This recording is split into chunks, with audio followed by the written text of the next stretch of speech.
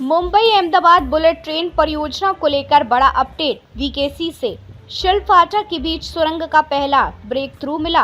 Mumbai Ahmedabad bullet train tunnel project को मिली बड़ी सफलता। वीकेसी से शिलफाटा के बीच सुरंग में पहला breakthrough. Mumbai Ahmedabad bullet train परियोजना के निर्माण कार्य में एक अहम पड़ाव पार कर लिया गया है। केंद्र सरकार की इस महत्वाकांक्षी हाई स्पीड रेल योजना के अंतर्गत बनाई जा रही भूमिगत सुरंग में पहला ब्रेक थ्रू प्राप्त हुआ है। ये ब्रेक थ्रू मुंबई के बांद्रा कुर्ला कॉम्प्लेक्स और शिलफाटा के बीच बन रही 21 किलोमीटर लंबी सुरंग के अंतर्गत आया है, जिसमें से 2.7 किलोमीटर की निरंतर सुरंग का निर्माण सफलतापूर्वक कर लिया गया है। 9 जुलाई को ये उपलब्धि दर्ज की गई, जिसे इस महत्वाकांक्षी प्रोजेक्ट की दिशा में एक बड़ी तकनीकी और निर्माण संबंधी सफलता के रूप में देखा जा रहा है।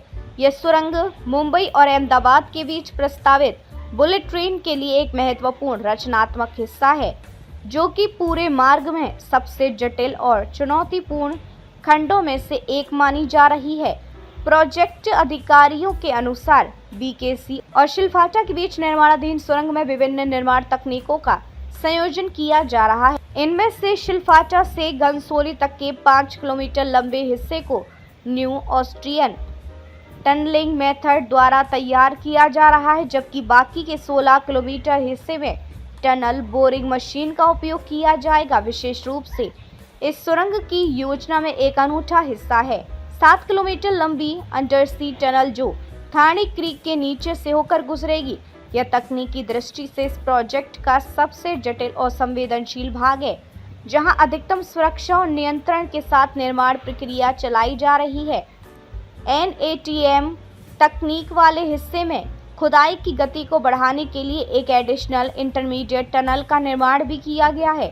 इस एडिट के माध्यम से एक साथ 2 दिशाओं घनसोली और शिलफाटा में खुदाई संभव हुई है। अब तक शिलफाटा की ओर से करीब 1.62 किलोमीटर और कुल मिलाकर लगभग 4.3 किलोमीटर सुरंग की खुदाई पूरी की जा चुकी है।